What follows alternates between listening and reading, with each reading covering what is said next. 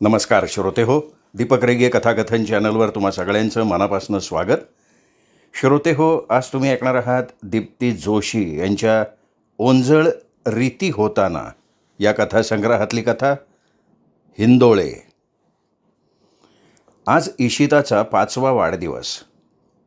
तिला बगीच्यात घेऊन जायचं कबूल केलं होतं. नंतर हॉलवर तिच्या सांभाळणाऱ्या मावशींकडचे मित्रमैत्रिणी, त्यांचे मित्र, धमाल बच्चा पार्टी, गेम आणि छानसा मेनू. पार्टीची मजा येणार होती.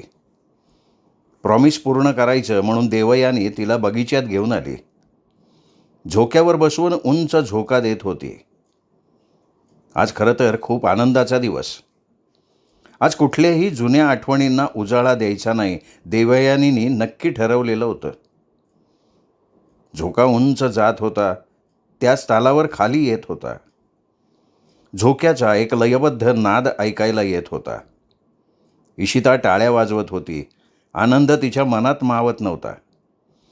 झोक्याच्या स्पर्शानं तिचं फुलणं, हसणं देवयानी अनुभवत होती. झोक्याच्या उंच उंच आवर्तनांबरोबर तिला बाईची आठवण येत होती. आज तिच्या लेकीचा 5वा वाढदिवस मोठा करायचं ठरवलं होतं, पण माहेरून कुणीही येणार नव्हतं. तिने पत्र पाठवलं होतं, पण कोण दखल घेणार तिच्या पत्राची? बाईच्या आठवणीने तिचा जीव तगमगला. तिचा एक शब्द तरी कानावर पडावा. देवू, चित्रकारी घनी चोखी हुई है. तिचं ते वाक्य आठवून मन कासावीस झालं. किमती साड्या नेसणारी, साडीचा पदर कधीही डोक्यावरून ढळू न देणारी, घरातल्या सगळ्यांचं मन सांभाळणारी तिची साजिरी मूर्ती डोळ्यांसमोर उभी राहिली. झोका देताना देवयानी मनाशीच पुटपुटत होती. बाई, तुझ्याशी बोलायचं आहे. बापूसा नाही बोलणार माहिती आहे. कनकदी, प्रवीणदा मला विसरलेत का सगळे? तुम्हाला माझी आठवण येत नाही का? कसं भेटू बाईला? मम्मा, अगं झोका हळू झालाय, जोरात दे ना. इशिताच्या आवाजाने ती भानावर आली. मनातल्या दुःखद आठवणींना तिने बाजूला सारलं. आज तिच्या गोडोलीचा वाढदिवस होता. रणजितला तिने असं रडलेलं आवडणार नव्हतं. किती प्रेम करत होता तो तिच्यावर. तिच्या आवडी जपण्यासाठी काय केलं नव्हतं त्याने. 6 वाजलेत. दोघी घरी परतल्या. हॉलवर जाण्याची तयारी सुरू झाली. इशितासाठी आणलेला रेशमी घागरा, चोली, त्यावरचा हिऱ्याचा सेट, ती अगदी परीराणी दिसत होती.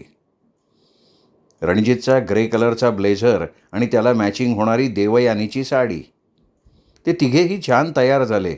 आता नुसती धमाल येणार होती. कार्यक्रम सुरेख झाला, पण त्याला तिच्या माहेरच्या कुणीच नसण्याची दुःखाची किनार होतीच. रात्री रणजितच्या कुशीत शिरताना तिचे डोळे ओलावले होते. रणजित, बापूसा मला कधीच माफ करणार नाही का? देवूग, इतक्या आनंदाच्या क्षणी कशासाठी या आठवणी? त्यावर उपाय नाही आहे. आपण मनापासनं प्रेम करायचं. एकदाच बाईशी बोलायचं आहे रे. बघू, करू आपण काहीतरी. झोप बरं आता शांत. असं म्हणून त्यांनी विषय संपवला. सकाळी उठल्यावर दागिने बँकेच्या लॉकरमध्ये ठेवावेत म्हणून तिने कपाट उघडलं. सगळे दागिने एका डब्यात नीट ठेवले. त्यातली लिस्ट आणि मूळ दागिने चेक केले. डबा बंद करून लॉकरची चावी आणि डबा पर्समध्ये ठेवला. कपाटाचं लॉकर बंद करायला ती आली तर त्यात अगदी कोपऱ्यात एक डबा दिसला. उघडून बघितला तर त्यात सुरेख नक्षीदार, एका बाजूला 4 घुंगरू असलेले तिचे पैंजण, नाकातलं सुकलं, लोंबते कानातले आणि मीनाकाम केलेल्या 4 सोन्याच्या बांगड्या. रणजित बरोबर लग्न करून ती त्याच्या घरी आली तेव्हा तिच्या अंगावरचे दागिने. तिने ते पैंजण हातात घेतलं. घुंगरांचा छुम छुम छुम नाजूक आवाज मनात शिरत होता. त्या नादाबरोबर ती काळाचा पडदा सारून माहेरच्या अंगणात चोरपावलांनी शिरली. भगूरचा त्यांचा मोठा बंगला, त्या भोवतीचा आवार, त्यात लावलेली नारळ, पपई, वेगवेगळ्या फुलांची झाडं, मध्यभागी असलेलं लॉन, मोठं कारंजं, त्यात फुललेली कमळं, प्रत्येकाच्या आणि पाहुण्यांसाठीच्या स्वतंत्र खोल्या, माळी काका आणि घरात मदतनीस म्हणून काम करणाऱ्यांसाठींच्या खोल्या, ताराचंद कारवा, तिचे बापूसा, भगूरमधलं बडप्रस्थ, त्यांची शेती, कापड दुकानं, सॉ मिल्स, मोठे व्यवसाय, तिचे बापूसा, बाई, प्रणवदा, कनकदी आणि ती, दादाजी, छोटे चाचू, चाची, त्यांची 4 मुलं, लग्न न झालेल्या कोमल आणि रेणुबुवा. घराचं गोकुळ होतं, नुसती धमाल असायची. बापूसांच्या कडक शिस्तीत घर सांभाळलं जात होतं. तिची बाई या कडक शिस्तीतही खूप आनंदी असायची, सगळ्यांना सांभाळायची. दोन्ही बुवांची लग्न झाली. कनकदीची पण 11वी झाली. त्यानंतर तिची शाळा बंद झाली. मग घरातली कामं आणि भरतकाम, विणकाम शिकण्यात तिचा वेळ जायला लागला. 3 वर्षांनी तिचं लग्न त्यांच्याच तोलामोलाच्या घराण्यातल्या मुलाशी झालं. प्रवीणदा शिकण्यासाठी बाहेरगावी गेला. दादी आधीच गेली होती. दादाजी आजारी पडले. सगळ्यांनी त्यांची मनोभावे सेवा केली, पण वयोमान परतवेत तेही गेले. त्यांच्या जाण्यानं घरात पोकळी निर्माण झाली होती. व्यवसाय वाढत होते.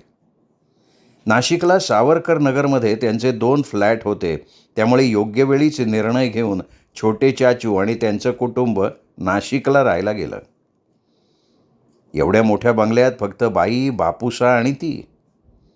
तिला अजिबात करमायचं नाही. बगीच्यातल्या झोक्यावरती खेळायला जायची, पण सगळ्यांची आठवण येऊन हिरमुसली होऊन तिच्या खोलीत परतायची. तिला सगळ्यांची आठवण येतीये बाईला समजायचं.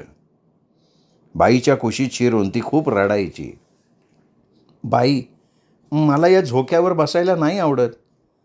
गावातल्या बागेत मैत्रिणींबरोबर झोके खेळायचेत. मला वारली पेंटिंग शिकायचंय, काहीतरी वेगळं करायचंय.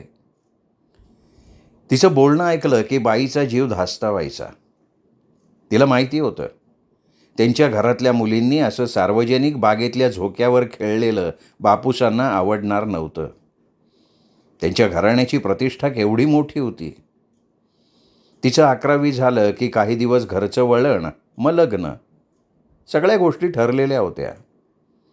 पण देवयानीची या वातावरणात घुसमट होत होती आणि रोज तिची बाईच्या मागे भुणभुण असायची. बाईला पण यातून मार्ग शोधायचा होता. गावातल्या बऱ्याच मैत्रिणी त्यांच्याकडे वेगवेगळ्या कार्यक्रमांना यायच्या.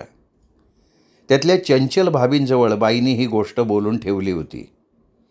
त्या दोघींची अजून एक मैत्रीण होती, सुहासिनी भाभी. त्यांची मुलगी मेघना वारली पेंटिंग छान शिकवायची. जसं शाळेत जातो तसं तिच्याकडे जाऊन पेंटिंग शिकायचं. बापूसांना होकार देणं अवघड जात होतं, पण मनाचा हिय्या करून त्यांनी परवानगी दिली होती. तिला क्लासला जाताना गाडी, ड्रायव्हर कुणीच नको होतं. मग ती ही परवानगी तिने मिळवली. क्लासच्या पहिल्या दिवशीच बाईंनी तिला बजावलं होतं, देवू, मैं म्हारे जबाबदारी पे तने क्लास ने भेजियो दे, काही गलत करजे ना. देवयानीनं बाईला घट्ट मिठी मारली होती. खूप खूप आनंद झाला होता तिला. 1 तासाची परवानगी होती. त्यातला पाऊण तास क्लास आणि उरलेली 20-25 मिनटं मेघादीबरोबर जाऊन ती उंच उंच झोके खेळायची. त्या बागेतल्या झोक्यावर खेळताना तिचा आनंद गगनात मावायचा नाही. ती फुलत होती, बहरत होती. तिचं फुलणं बघताना मेघादीला जाणवायचं तिच्या बापूसांची शिस्त किती कडक आहे आणि तिचं आयुष्य या शिस्तीत कोमेजून जात आहे. तिची पेंटिंगमधली गती तर अफाट होती.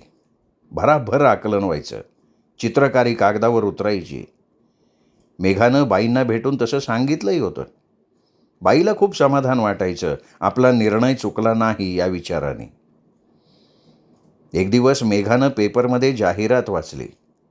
राज्यस्तरीय पातळीवर वारली पेंटिंगची स्पर्धा होती. देवयानींनी भाग घ्यावा हे तिने पक्क ठरवलं होतं, पण देवयानीच्या बापूसांना समजवणं हे एक मोठं काम होतं. स्पर्धेसाठी मुंबईला जावं लागणार होतं.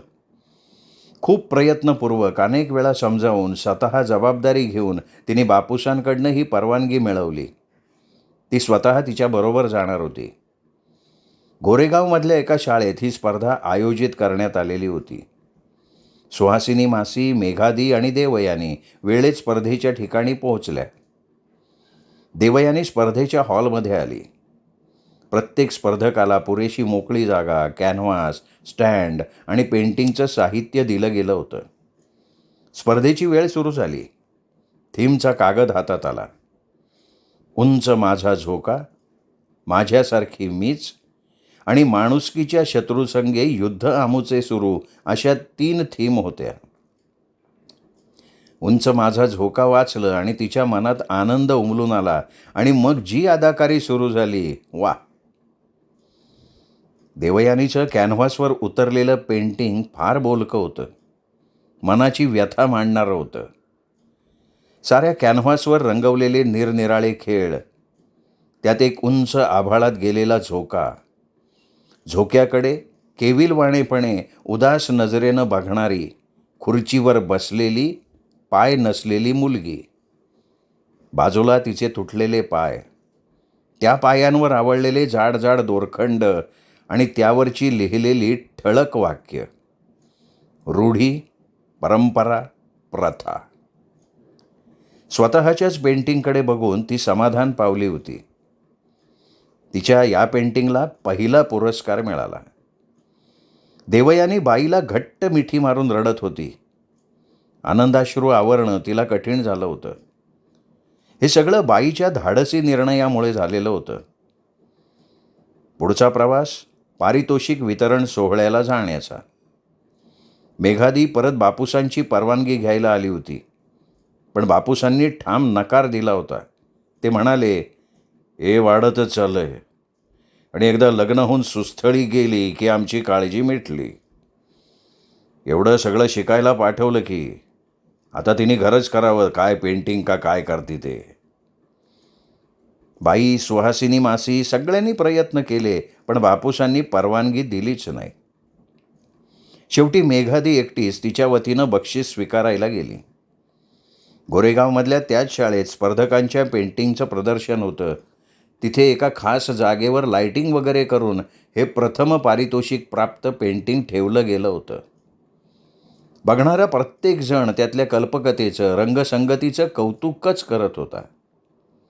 पुण्यातला एक इंजिनियर हे प्रदर्शन बघायला आला होता. बघता क्षणी त्याला ते पेंटिंग आवडलं. त्यांनी ते खरेदी केलं. त्याला ज्याने ते पेंटिंग केलं होतं त्याला भेटायचं होतं. मेघाने त्यांना सांगितलं की चित्रकार काही अडचणींमुळे कार्यक्रमाला आलेले नाहीत.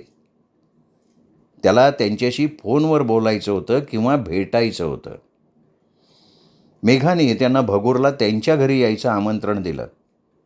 सगळा सोहळा आटोपून ती घरी आली.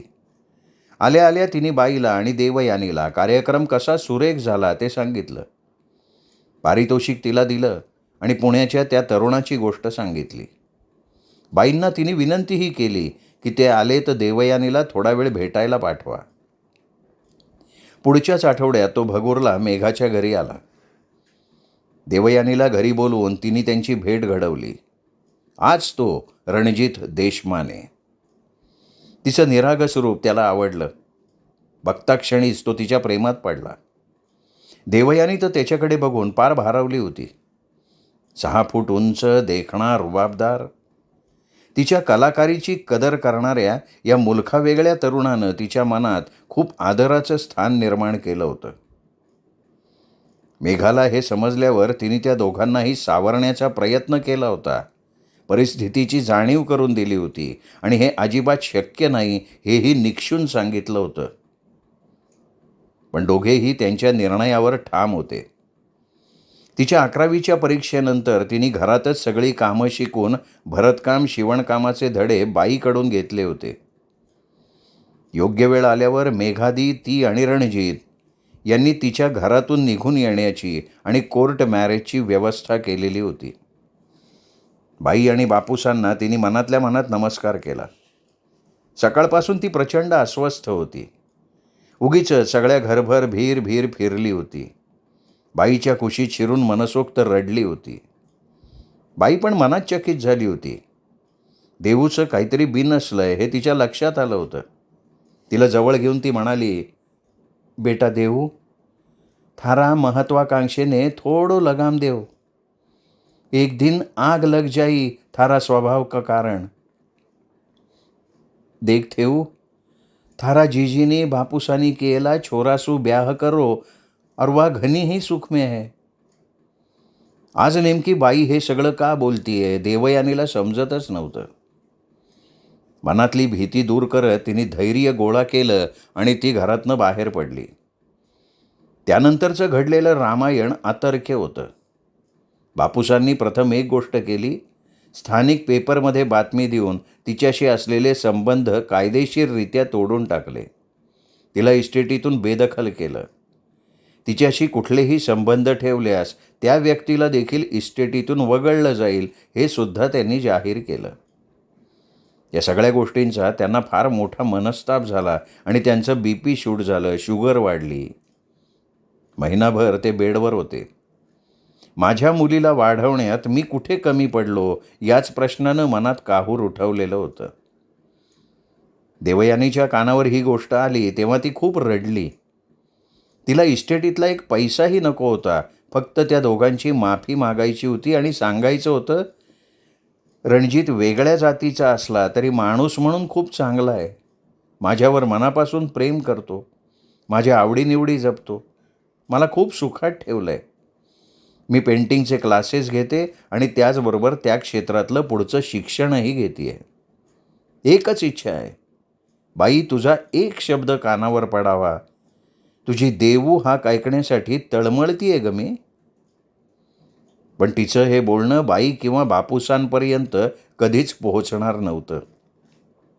प्रवीणदाचं लग्न झालं. लग्नाचा राजेशाही थाट 5 दिवस चालू होता, पण तिला बोलवलं नव्हतं.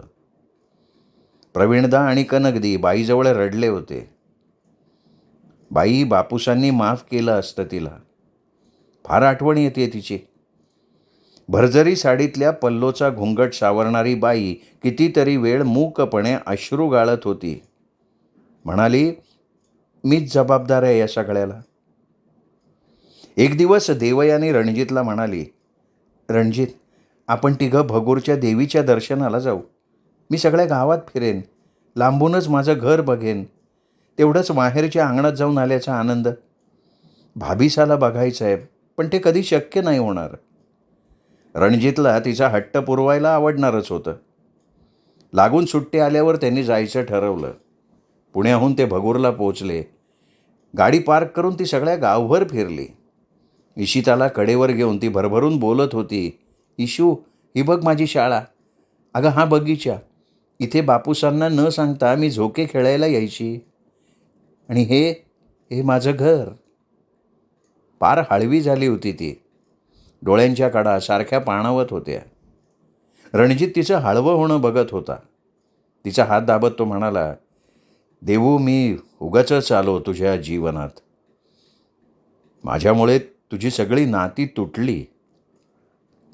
ती अचानक शांत होत म्हणाली, नाही रे रणजित, तुझ्यात मला सगळे भेटतात. पण खूप दिवसांनी इथे आली आहे ना, त्यामुळे असं होतं आहे. ते तिघेही देवीच्या मंदिरात आले. तिने देवीची सागरसंगीत ओटी भरली. साडी चोळी, सौभाग्याचं लेणं, वेणी, फुलं, गजरा. ओटी भरताना तिचे डोळे भरून आले. आई, तू सगळ्या जगाची आई आहेस ना? मग एक इच्छा पूर्ण कर. माझ्या बाईचा आवाज ऐकायचा आहे. शांतपणे नमस्कार करून ती वळली. पाठीमागे एक नाजूक, देखणी, नुकतंच लग्न झालेली मुलगी उभी होती. जरीवर केलेली लाल बांधणीची साडी नेसलेली, साडीचा पदर विशिष्ट पद्धतीनं डोक्यावर घेतलेली, सुरेख दागिन्यांनी सजलेली. डोळे मिटून ती देवीला नमस्कार करत होती. देवयानी पटकन म्हणाली, भाभीसा. त्या मुलीने मिटलेले डोळे उघडले. भाभीसा, मी देवयानी. मला बाईशी बोलायचं आहे, प्लीज. ती मुलगी कावरीबावरी झाली. तिच्या चेहऱ्यावर भीती उमटली. ती पटकन प्रदक्षिणेसाठी वळली. देवयानी थांबली होती. प्रदक्षिणा घालून ती आली. देवयानी परत तिच्याजवळ गेली. भाभीसा, तुम्ही प्रवीणदाची बायको आहात. मला बाईशी बोलायचं आहे. ती काहीच न बोलता चालायला लागली. पुढे जाणाऱ्या तिने पर्समधनं एक कागद काढला. पेननी त्याच्यावर काहीतरी लिहिलं. तो कागद तिच्या हातात देऊन ती मंदिरातनं बाहेर पडली. देवयानीने बघितलं तर कागदावर एक मोबाईल नंबर होता. मोबाईल नुकतेच आले होते. रणजितनी पण गेल्याच महिन्यात मोबाईल घेतला होता. तो कागद हातात धरून मंदिराच्या पायरीवर बसून ती कितीतरी वेळ रडत होती. रणजित शांतपणे तिच्या पाठीवरनं हात फिरवत होता. त्यांनी तो कागद तिच्या हातातून घेतला, उघडून बघितला तर त्यावर एक नंबर आणि वेळ लिहिलेली होती. दिलेल्या वेळेनुसार त्यांनी फोन लावला. तिकडून फोन उचलल्याचं समजलं, पण कोणी बोलत नव्हतं. बाई, बाई मी तुझी देवू बोलतेय ग. बाई मला माफ करशील ना ग. तुझी देवू खूप सुखात आहे. काळजी करू नकोस. तुझा जावई खूप चांगला आहे. माझ्यावर प्रेम करतो. सुखात आहे मी. आणि बाई तुला एक गोड नात पण आहे. पलीकडून काहीच आवाज नाही. बाई, बाई बोल ना ग बाई. तिचे अश्रू सरत नव्हते. बाई, बाई बापूसांनी माझ्याशी बोलायची देखील बंदी केली आहे का ग. बोल ना ग. तिकडून काहीतरी असंबद्ध आवाज. तेवढ्यात एक नाजूक आवाज कानावर आला. दीदी, दीदी बाईसांना पॅरालिसिस झालाय. त्या बोलू शकत नाहीत. देवयानीला मोठाच धक्का बसला. त्या धक्क्यातून सावरणं तिला अशक्य होतं. मोबाईल बंद करून ती मूकपणे देवळाच्या पायऱ्यांवर बसून होती. सगळ्या आशा संपल्या. परतून जाण्यासाठी ती पायरीवरून उठली. तेवढ्यात मोबाईल वाजला. तिने उचलला. तोच तो करारी आवाज, पण थोडीशी हळवेपणाची किनार ल्यायलेला. देऊ, देऊ रुक जा. कठे जा मत. मने मारा पोती ने बगीचा में लेन जानो है. झुला पे खिलानो है. अठे आईने पियर आवरणार नाही की. थारासू मैं बोलूला बाद में. देवयानीचा स्वतःच्या कानावर विश्वास बसत नव्हता. इशिता आणि रणजितला तिने घट्ट मिठी मारली होती. डोळ्यातून अश्रूंच्या धारा सुरू होत्या. तिच्या मनाचा झोका उंच आभाळात हिंदोळे घेत होता. श्रोते हो, तुम्ही ऐकत होता दीप्ती जोशी लिखित हिंदोळे ही कथा. कथा कशी वाटली कमेंट करून जरूर कळवा. ही कथा आपल्या कथाप्रेमी मित्रपरिवारात, नातेवाईकात शेअर करा. कथेचा व्हिडिओ लाईक करा, हाईप करा आणि चॅनल सबस्क्राईब करायचं राहून गेलं असेल तर प्लीज चॅनल तेवढं सबस्क्राईब करा. भेटूयात पुन्हा दीपक रेगे कथाकथन चॅनलवर. नमस्कार.